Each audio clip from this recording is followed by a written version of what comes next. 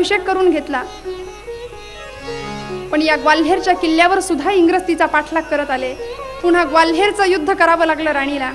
आणि अशा वेळी मात्र राणीनी या ग्वाल्हेरच्या किल्ल्यामधून वेढ्या पलीकडे गेली. लाल वर्दीचे सैनिक आपले, म्हणजे अखेरची लढाई, आता मृत्यू आला तरी चालेल, मरणाच्या तयारी बाहेर पडलेले लाल वर्दीचे सैनिक जमवले. 100 ते 125 सैनिकांना बरोबर घेऊन राणी घोर अशा जंगलामध्ये जमली. पण तिच्याही पाठलागावर इंग्रजी फौज येते. बौकर 500ची फौज घेऊन तिच्या पाठलागावर यायला लागला. राणीच्या बरोबर 100-125 शिपाई होते. राणीच्या आयुष्यातली ही लढाई शेवटची. धावतीये आणि धावत असताना अचानक पाण्याचा ओढा समोर आला आणि ते घोडं मागे फिरलं. शिंदेशाही जनावर होतं, जणू काही हा घोडा सुद्धा इंग्रजांना फितूर झाला होता की काय कुणास ठाऊक. ग्वाल्हेरच्या पागीतनं मागवलेला तो घोडा, खैऱ्या नाव त्याचं. राणीचा तो राजरत्न नावाचा घोडा कालपीमध्ये पोचला आणि छाती फुटून मेलाय. तो खैऱ्या सोनरेखा नावाचा तो पाण्याचा ओढा बघितला, ते जनावर मागं फिरलं, हातघाईची लढाई जुंपली आणि 100 इंग्रजांनी राणीला कडं केलं. एकटी राणी किती वेळ लढणार. राणीचे निष्ठावंत सहकारी या लढाईमध्ये सुंदर मुंदर या जिगरबाज मैत्रिणी बळी पडल्या. एकट्या राणीनं कितीतरी शिपायांना पुन्हा कंठस्नान घालावं आणि एका वेळी बौकरची मर्मभेदी गोळी मागून आली. राणीच्या मस्तकामध्ये कवटीचा भाग उडाला, उजवा डोळा बाहेर आला, लोंबकळायला लागला, तसाच खोबणीमध्ये बसवला आणि पुन्हा पुढच्या शिपायाला कापून काढलं. शेवटच्या क्षणापर्यंत राणी लढतीये. कुणीतरी मागून किरातीचं एक किरात खुपसली पाठीमागून आणि आता मात्र प्राणज्योत मालवायला लागली. मृत्यूच्या शेवटच्या घटका मोजायला लागली. आता असह्य झालं. रक्तबंबाळ झालेली राणी घोड्यावरनं पडता पडता रामचंद्रराव, दामोदर आणि राणी हे तिघं शिल्लक आहेत. तर रामचंद्ररावांनी राणीला जवळच असलेल्या एका गंगादास बाबा नावाच्या साधूच्या झोपडीमध्ये आणलं. गंगादास बाबा झोपडीतनं बाहेर आले आणि राणीकडे बघतायत की अरे, पारतंत्र्याच्या शृंखला तोडण्याच्या अट्टहासापायी अखेर ही वीरांगना अनंताच्या प्रवासाला निघाली. तर राणीच्या मुखातून अस्पष्ट असे शब्द येत आहेत, हर हर महादेव. नैनन छिंदंती शस्त्राणी नैनन दहती पावकः न चैन क्लेदयन्ति आपो न शोषयति मार्गः.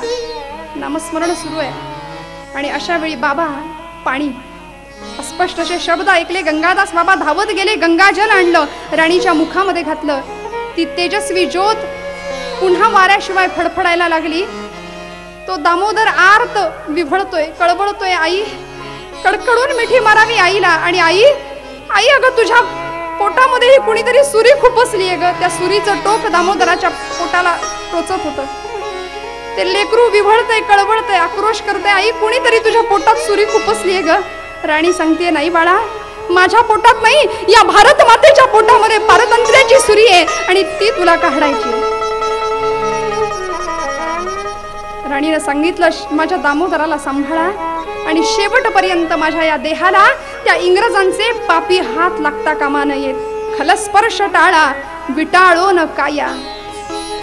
या देहाला, या झोपडीची चिता रचा आणि तिला अग्नी द्या. माझा देह इंग्रजांना लागता कामा नये. आणि राणीच्या सांगण्यानुसार खरंच त्या झोपडीची चिता रचली. दामोदराचा तो बिलाप पाहवत नव्हता. राणीची प्राणज्योत मालवली, टोळे मिटले आणि राणीच्या सूचनेनुसार त्या चितेवर राणीला ठेवलं. आणि आता दामोदराकडून अग्नी दिला जाणार. गंगादास बाबा सांगतायत, लेकरा, भगवंताची लीला अगाध आहे. मृत्यू लोकाच्या या प्राण्याला नाही उमजणार. राणी साहेबांचं हे बलिदान वाया नाही जाणार. पुढच्या हजारो लोकांना स्वराज्य मंदिर उभारण्याची स्फूर्ती मिळावी यासाठी या पवित्र यज्ञवेदीमध्ये ही पहिली आहुती पडली आहे. राणी साहेबांच्या कृपेने सुगंधित पुष्पाची ही आहुती. आणि याच पायावर 1947 सालच्या भारतीय स्वातंत्र्याची इमारत उभी राहिली. भल्या भल्या पुरुष संस्थानिकांनी इंग्रजांपुढे माना तुकवल्या, पण ही झाशीची रणचंडी होऊन त्यांच्या समोर ठाकली. यश अपयश आपल्या हातात नाहीये, पण हिंदुस्थानच्या स्वातंत्र्याचा पाया जर कोणी बळकट केला असेल तर तो या झाशीच्या रणचंडीने. त्या चितेला अग्नी दिला, धडाधड त्या ज्वाला पेटायला लागल्या आकाशापर्यंत. अग्निनारायण सुद्धा धन्य झाला की काय.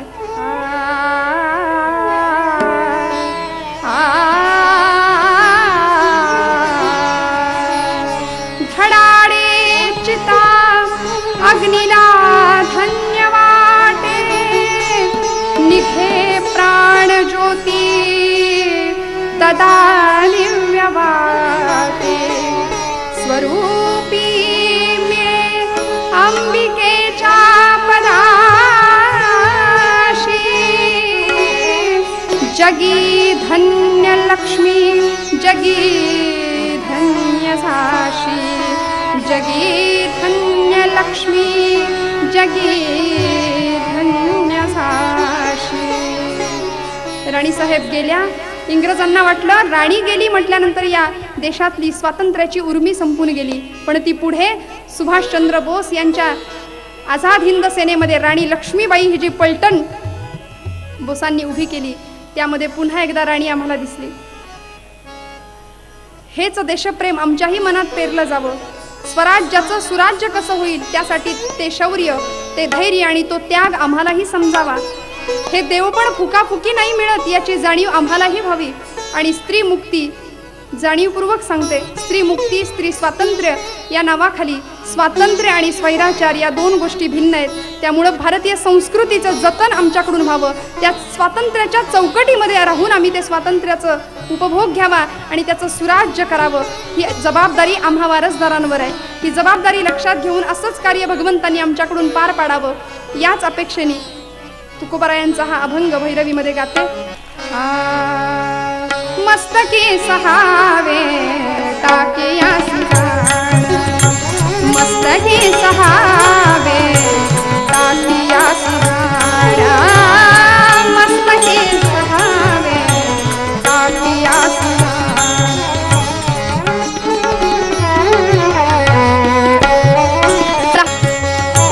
देवा देव पा